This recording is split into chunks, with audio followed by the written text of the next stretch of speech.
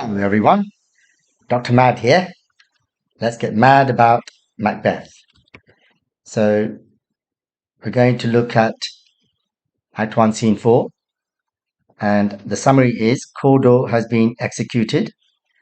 King Duncan thanks Macbeth and Banquo for the battle. Duncan names Malcolm, his oldest son, as his heir, his successor, so the person who will become king after him. Macbeth is puzzled and disappointed because he's wondering what's going on. The witches had prophesied that Macbeth would become king. Duncan promises to visit Macbeth's home as an honor for winning the battle. Before we go through the scene, let's listen to it.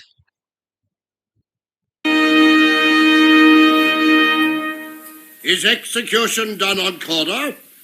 Are not those in commission yet returned? My liege, they are not yet come back. But I have spoke with one that saw him die, who did report that very frankly he confessed his treasons, implored your highness' pardon, and set forth a deep repentance. Nothing in his life became him like the leaving it. He died as one that had been studied in his death, to throw away the dearest thing he owed, as 'twere a careless trifle. There's no art to find the mind's construction in the face. He was a gentleman on whom I built an absolute trust. Oh, worthiest Macbeth, the sin of my ingratitude even now was heavy on me. Thou art so far before that swiftest wing of recompense is slow to overtake thee. Wouldst thou hadst less deserved, that the proportion both of thanks and payment might have been mine. Only I have left to say, more is thy due than more than all can pay. The service and the loyalty I owe in doing it pays itself. Your highness' part is to receive our duties, and our duties are to your throne and state, children and servants, which do but what they should by doing everything safe toward your love and honor. Welcome hither. I have begun to plant thee, and will labor to make thee full of growing. Noble Banquo, thou hast no less deserved, nor must be known no less to have done so. Let me enfold thee, and hold thee to my heart. There, if I grow, the harvest is your own. My plenteous joys, wanton in fullness, seek to hide themselves in drops of sorrow. Sons, kinsmen, thanes, and you whose places are the nearest, know we will establish our estate upon our eldest, Malcolm, whom we name hereafter the Prince of Cumberland, which honor must not unaccompanied invest him only, but signs of nobleness like stars shall shine on all deservers, from hence to Inverness, and bind us further to you. The rest is labor which is not used for you. I'll be myself the harbinger, and make joyful the hearing of my wife with your approach. So humbly take my leave. My worthy Cawdor.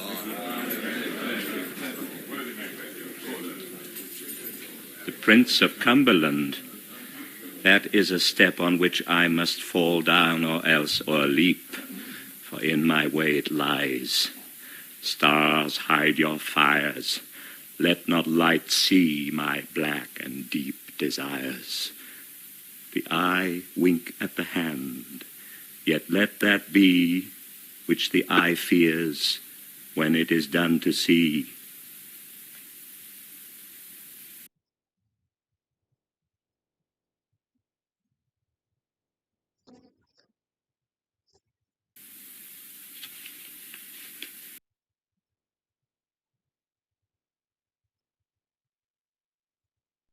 Okay, so this recording is a little bit different. So this bit here is not read out in the recording, okay? It just ends there. Right, so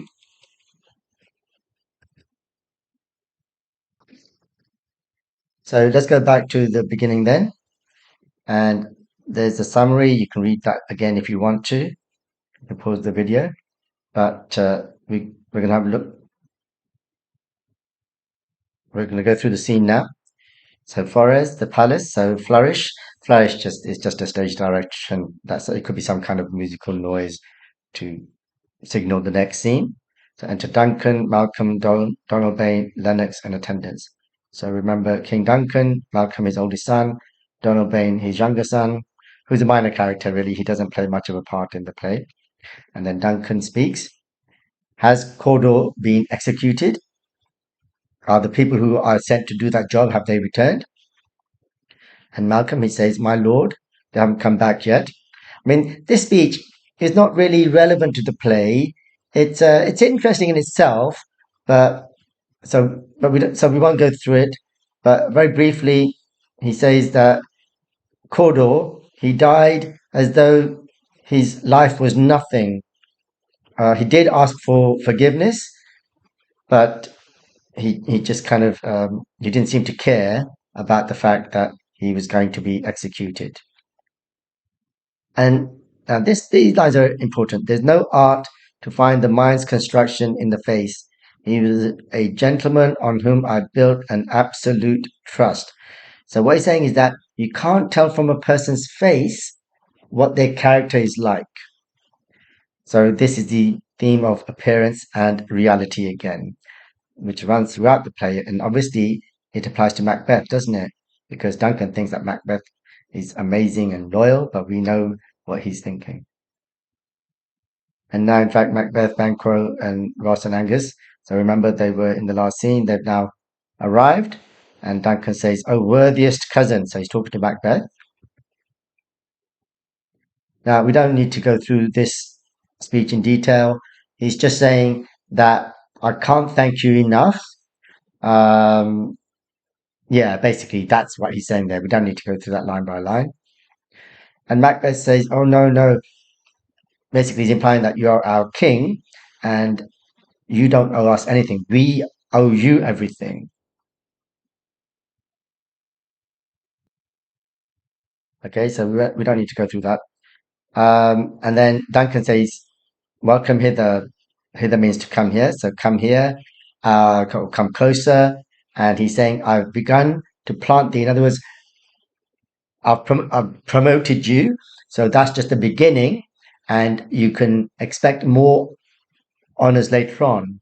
So in a way, that line should tell Macbeth that he doesn't have to kill him. Who knows that anything could happen. And then he also, Duncan says to Banquo, that you are equally deserving. And come here, let me hug you.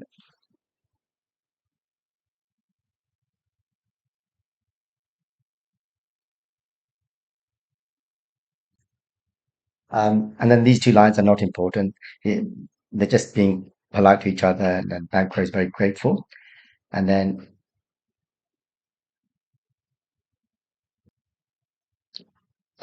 these lines, we don't need to worry about it too much. On the one hand, he's saying he's very happy, but on the other hand, he's saying that he's sad because of the fact that Cawdor betrayed him, was a traitor.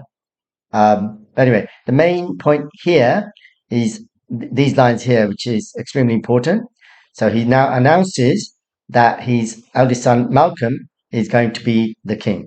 We will establish our estate upon our eldest Malcolm. Okay, and he names him the Prince of Cumberland. Okay, so that's the key bit in this scene. As we'll see in a minute, this is very disappointing and surprising to Macbeth, but he doesn't show it just yet. He's just polite to King Duncan, saying, "Everything we do is for you. Anything that's not for you is just mere work. It's meaningless." And then he says, "I will go."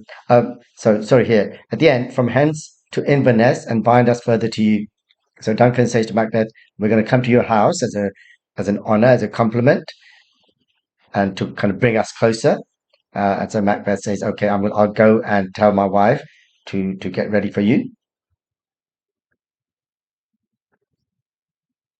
And then, as an aside, so talking to the audience, so now Macbeth is thinking that Prince of Cumberland, Malcolm, has been named the successor. So, what does that mean for me? He's like an obstacle. Um, And then these lines are really important. Stars, hide your fires. Let not light see my black and deep desires. The eye wink at the hand, yet let that be which the eye fears when it is done to see. So there is a technique here. It's an advanced technique. Okay, it's kind of like a grade 7 and above. So don't worry too much about it if it confuses you. But I will just tell you, there's a technique here called apostrophe.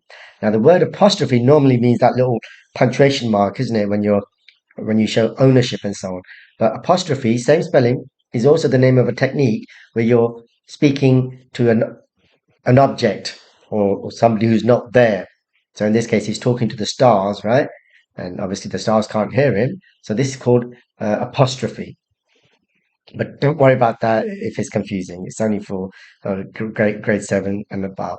The main point here is this is showing the character of Macbeth, that he has these dark desires. He's ambitious, but not in a good way, because obviously ambition can be a good thing, right? It's a very good thing, but it depends what you're ambitious for.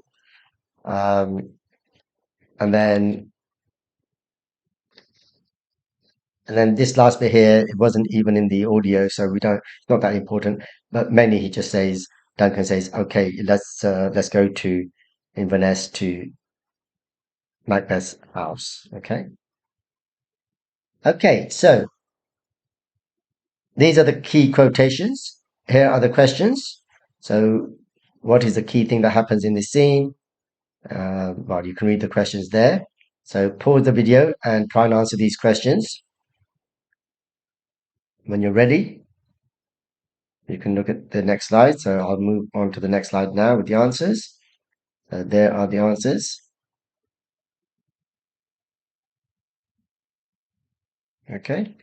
So that's scene 4. And when you're ready, you can move on to scene 5.